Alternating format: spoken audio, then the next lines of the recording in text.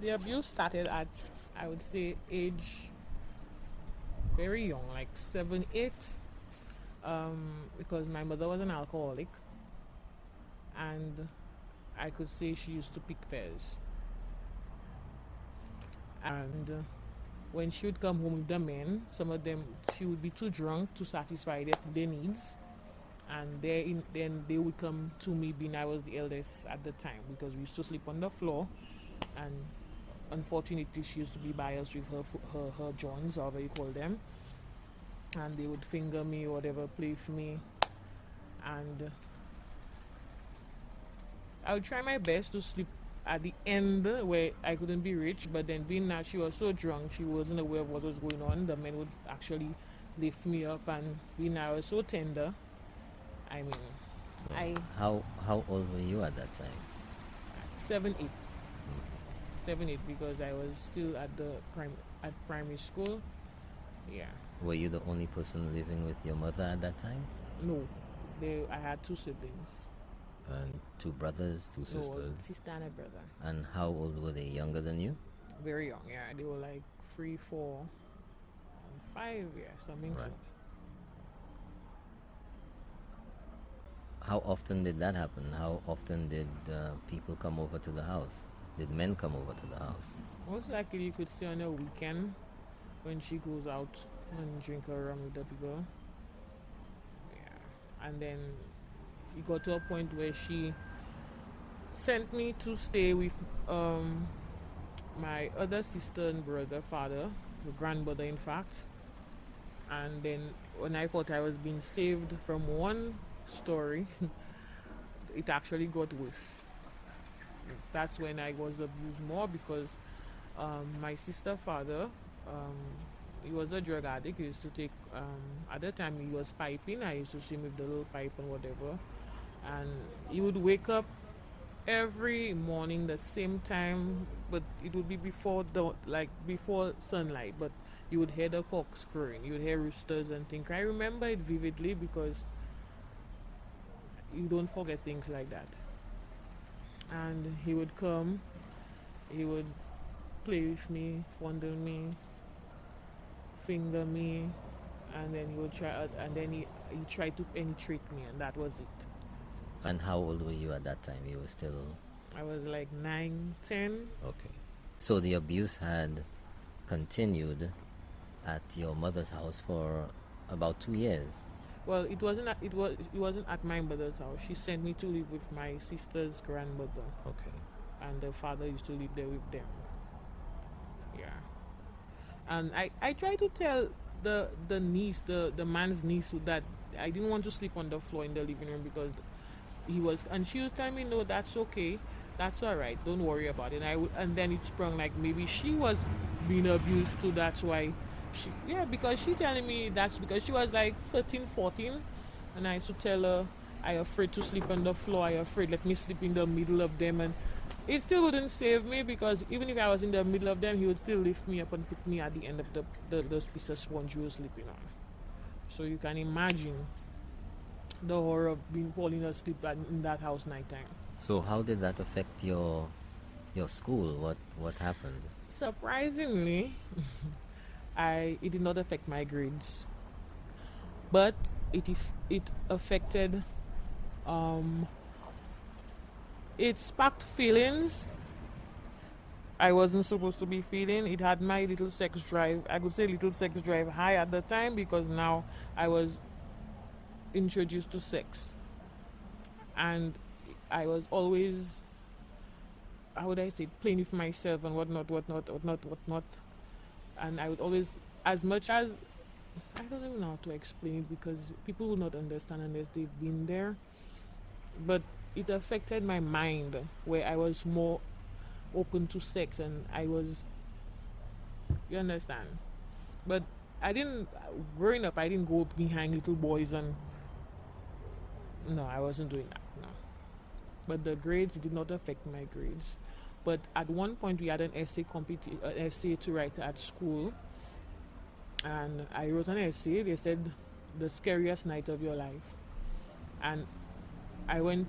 I was very descriptive as to what I felt, the person trying to penetrate me and everything. And it went to the principal's attention. She called me. She asked me questions. I spoke to the So school who counselor. brought you to the principal? My teacher. The teacher. Because she read the essay and she found that it was a little too graphic for my age. And you were how old at that time? About how old? 10, 11. About 10 years. Just before common entrance. And you were brought to the principal's office. And what did she say to you? Well, they asked me questions as to how I was able to explain, and I told them what was going on. They brought my mother to the school. How did they get in touch with your mother? They told me to tell her come to the school. And how many days after or how soon after did she come? She came the following day. But she listened to them. Were you in the office when she came to them? Yes. But when I got home, she burst my skin for me. She bit me. What did she say? She said I was lying on the man. I don't like the man. I lie on the man. All kind of nonsense. What did she beat you with? Tamarind branch at the time. And she said if I wasn't sick, because at the time I remember that I had blessed at the time, and she said if I wasn't sick, she would have given me more licks the day for lying on the man. And what did you say to her? What happened? I shut off after that. I never told anybody anything after that, because if that was how me coming and say I was abused, I got, how would I say it? If that's the way they treated me, whereas I thought I should have been brought to the hospital or to a doctor to ensure that I wasn't sexually abused or I wasn't being fondly for true. But she didn't do any of that as a mother. And the abuse them where my sex drive is one, I'm never satisfied. I could have sex every day. Like it just affected me in that way, and I've had problems in my relationship where sex is the problem, because I always want more and my partner believe in not satisfying me or whatnot. I got raped. Imagine, my luck was so bad. I got raped at my 10th year at secondary school.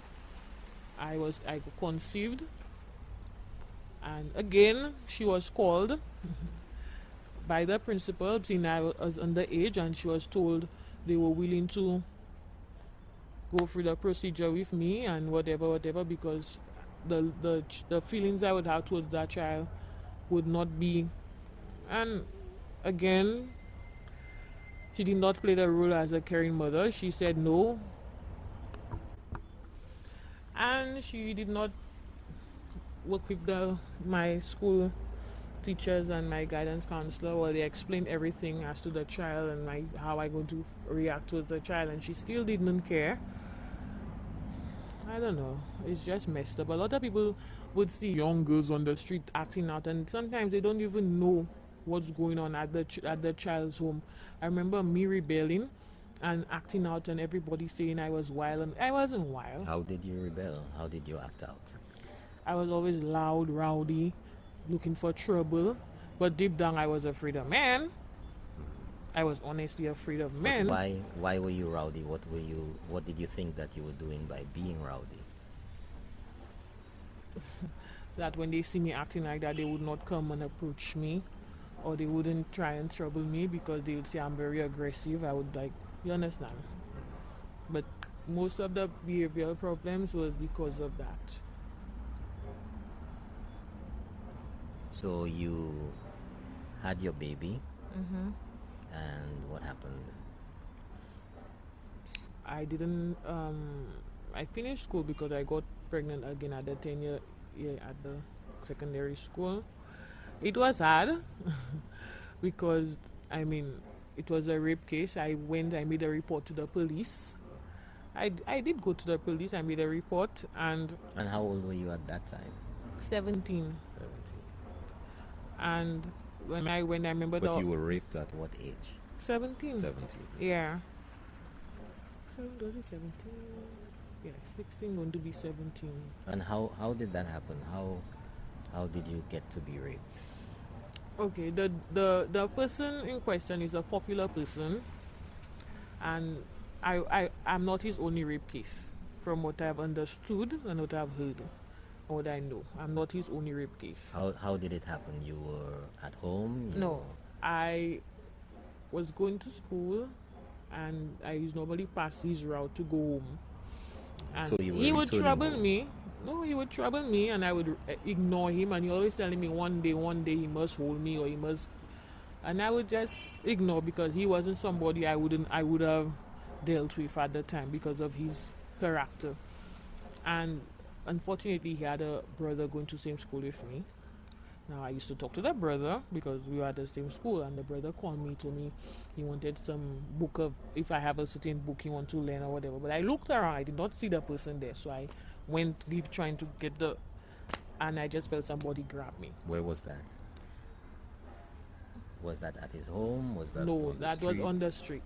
And then he pulled me to his home. Okay. How far away did you have to go to get to his home? Maybe like less than 2 minute walk. Okay. So it was a little distance away. Yeah, but it was broad daylight, and everybody there saw, and they were laughing, saying About what fresh time meat, was that? fresh meat, like 3:34 in the afternoon. And people were saying fresh meat. Fresh meat, There yeah. were men, women, Men, young fellas in the ghetto, and they were saying fresh meat, and I was like trying to fight him off, and he brought me into a little house they had in the slum, and inside of there, I'm here in my uniform. I'm trying to fight off the boy, and everybody outside saying their turn, they next, they want a piece of that meat, they want a piece of that meat. And I'm afraid because the boy has a gun, and at one point I held the gun and I ended up getting 2 punches in my face and again, I tried my best, and then at one point I had to give up because nobody wasn't going to help me. Because everybody outside was looking for their piece now. So after he was done, whilst we were fighting, he had a condom. He stopped, he removed the condom, and then he inside of me and tell me, that's all my style. You understand? Now I trying to run out of there, and all the men outside now trying to push me back inside so they could now get their turn. And then they call that a next in the ghetto. And that's how they've been doing it there, I understood. And he was so kind that day, he told them, no, nobody else not touching me. I'm special. And he tell me go. I went home. I wasn't living at my mother. I wasn't living at anybody home. I was living at a friend's home, mother's home, because I didn't have nowhere, no family. And I did not tell her anything, but I went home, I bathed, I went in the room, and she kept on asking me what was wrong with me because she noticed I was very quiet that day, and I told her nothing, and I kept hiding inside the room. And the following day, I said I went to the station at that time. Which police station did you go to? CID. That was on Jeremy Street at Port Police Station? No, that was upstairs, they were upstairs the old police station. Right, on Jeremy Street? By the Goulet there. Oh, by police headquarters? Yeah, upstairs there you had to go and Okay. make the report. And I Right. spoke to a young man, and he asked me, what's the name of the person who raped me? That's the old. Wooden building Yeah. across from... Yeah, Where that traffic was, yeah, was, that was right? 17 years old. Right, Yeah. So right. that was upstairs. Right. And he laughed and he said, I don't know what happened to me till I tired of talking to me. So I made the report and I asked him if he would.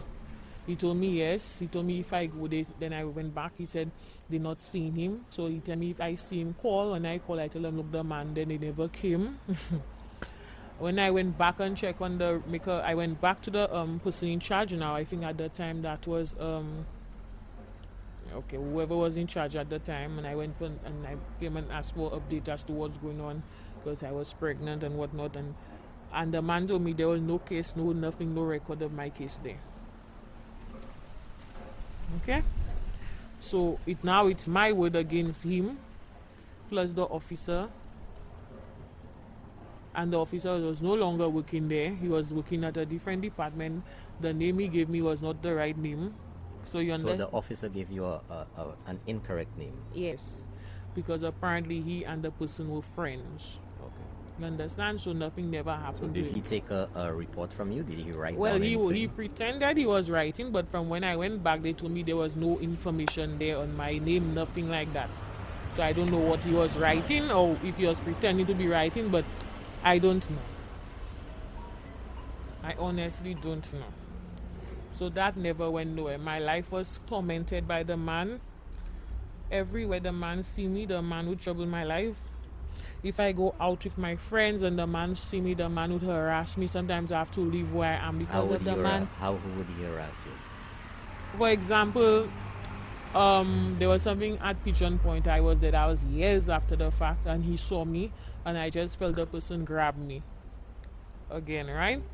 I didn't even see him because I was, and he grabbed me and he told me tonight he eyes his again. I'm like, so we end up in a verbal confrontation. I told him off and whatnot. I insulted him on his privates because I told him I would never deal with somebody like him. You understand? He's a rapist. He's a dog. He's what? And he started kicking me and punching me up, and all his friends were laughing. So he had friends with him there as well. Exactly. And yes. did anybody Say anything in your defense? No. Nobody came I had to to assist run. you. Who were you with? A girlfriend of mine, and she was looking for her boyfriend at the time for us to go, and I was standing up with the same place I was waiting for because I didn't want to walk around in the crowd, and he ended up busting up my face and whatnot. Did you make a report to the police? I went to the police. Which police station? At the time I wasn't aware you had to go to the station where the thing happened, because after he did me that, she told me let's go home because my face was she burst up my face bad. And the following day I went to Castries. They told me I had to go the place where the crime happened. When I went to the north, they told me So you went to the Grosley police I went to station. town first because I didn't know. And I showed them my face, everything, my eyes had a black eye, everything. Then they told me I have to go Grosley. So when they saw your face, did they try to get any medical attention for you? Did they say that you would have to go to the hospital first, or Nothing like that. They told me I have to make the report. I have to go to the Grosley station and make the report because that's where the incident happened. And one Harley Cassie, and I say, you see that? Because every time I mention his name, it seems the police were quite aware of who he is, and I mean, we know how they operate there. So nothing never happened. As I said, I know I was not the first rape case because I heard, I met another young lady who told me she understood he raped me and I have a child. She told me that's how she have her daughter, and she showed me the child, a picture of the man. She told me, and like when he say she like he's the when he tell when you say he raped you, he would say no, you consented to having sex with him. So it's like your word against his now. And his friends would even back him up and say, yes, that's true. You come there with him or you just be there, and that's never true. so did you ever get any professional help or any medical assistance, or were you referred to any government agency? Did anybody assist you at all? Well, at the time, no. I had given up already on life because one, I worked so hard to complete my secondary school. I was performing at school. I was doing well at school, and that's like somebody just your whole future just taking a 360 because now you're pregnant, you're a mother, you're not working, you cannot further your studies, you have nobody, you wanted to prove everybody you're going to be something, and now although people might say you can continue, but when you're a single mother it's very hard to continue, especially if you have no help. And I'd given up, honestly. And it came to a point where I started abusing the child. I used to abuse him, and I'm not going to lie, yes, because every time I saw him, I saw his father, and it used to give me a rage until one night I took a pillow and I put it over his head, and I almost suffocated him. And at that point, I broke down and I realized I needed to go to counseling because it wasn't the child's fault. And I had to bring him there. And then my mother, now being the drunkard that she is, told the child he was a rape case. His father raped his How old was he at the time when she told him so? 9, 10, and now he's feeling like nobody love him and whatnot. But I always try to tell him, it's not I don't love him. I love him, but I cannot express it the way I do to the other children because it's hard. I've tried, and it's not easy. Okay, I went to counseling. I went to a few sessions where they told me I have to get over the it happened, and my mother again. Social services took the child from me. She stated that I was abusing the child, but she never explained to them why it was happening. But then when it reached a point where police got involved, then I had to explain to them that the father raped me, and every time I see that, and for that reason they did not do any go further with the charges or anything. They just sent me to counseling and they removed him from my care. So where did you go to counseling, and who ordered that the child be removed from your care? I went to the human services, they call them, on the chaussee. Or social services? Yeah, social services. I went there and the lady in charge told me, being that I'm abusing the child, they cannot keep the child in my care because of the fact that I was abusing him and whatnot. So I said okay, because from the get-go I wanted to get rid of the child. I wouldn't say not get rid, but I went to them to see if I could have gotten somebody to adopt the child, and again my mother prevented that from happening. So I know I've been judged. People judge me and say, oh, how can a mother not love her child, or how can it happen already? But unless they're in the situation, they will not understand. So how have you recovered since then? What have you been doing? How has your life been after that? Your son is a little older now. What happened? Did he remain in foster care, or was he sent back into your care? Well, the father made amends where he apologized and said he wants to do better for the sake of the child and whatnot. And was that because you approached him, or no? It wasn't because I approached him. He was just trying to make amends for all his children. I understood, and I didn't prevent the process because I want what's best for the child, and I believe he will have a better opportunity.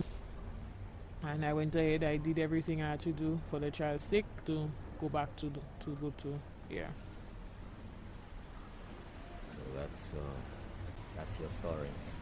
So how do you feel your life is right now, having gone through these experiences since you were 7 years old? How is that affecting your relationships, or how do your relationships work out now? Do they work out? How does it affect your intimacy? How does it affect your trust? It doesn't really, the intimacy part. It has me like a little freak, in the sense where certain things that would be taboo for me is a great turn on. For example, reenacting the rape. You understand? Like reenacting somebody raping me or telling the person to force me to have sex. And sometimes my partners would be like, I cannot do that. And I'll be like, that's what I want. You understand? So we have a little conflict where It's almost as if you feel that's how a relationship should be. It's like because that's what I've been through. Yes, forced into having sex. That's what I know. And as sick as it may sound, it's satisfying. I don't know how to explain it, but I honestly don't know how to explain it. But the kind of sex I like is the pain, the abusive one. And you don't find people into them kind of things. Like they're not into that, so they don't enjoy it. Like, well, I like them to do it to me. The abuse, I like the abuse focused on me. I like them to abuse me. In other words, people, when you abuse, sex become your power. You know what to do. You know how to. You can read them because that's what you know. Sex, that's all you know. And also, it can be your downfall. As much as I might be a great partner in bed, I'm not good enough to be a woman to them. I can satisfy all their needs, yes, but that's all they know me for. That's all they want me for, because unfortunately, that's all I know to offer. So then I prefer to stay alone. Because then I know that person will just come and just talk about this, enjoy the sex, and just want me for sex. Like when they want me for sex, they'll just sit down to have sex, and I'm like, okay, yeah. And then go home and cry after. And say, that's not what I want in my life. So what are you doing about changing that? Have you decided to not be like that? Have you tried to get further counseling or assistance? Counseling will not assist me because it's a psychological thing. It's a psychological thing, and once it's in your head, counseling will not help you. Yes, you'll go to the counselor and you'll listen to what they have to say, you'll have your little breakdown, and then your feelings will start, and where your demons will start pricking you, and then yes, you want to have sex, you want to have sex, you want to have sex, you want to have sex, you want to have sex, you want, like you're addicted to sex in that sense. Yeah. I know people have different reactions to being abused as a child. Some don't want to have no feelings, no touching, but other people, when they have the abuse, they get the sex drive is like high, very high. But the only thing is, with my daughters, I'm keeping a close eye. I speak to them. I talk to her about her body, everything, and explain to her if anybody ever touch her, don't be afraid to tell me. I even tell her I will bring her to the doctor and I will know, because being that it happened to me, I don't want my children to experience the same abuse, because I know what it's like, and it's not easy, honestly. It breaks you down as an individual.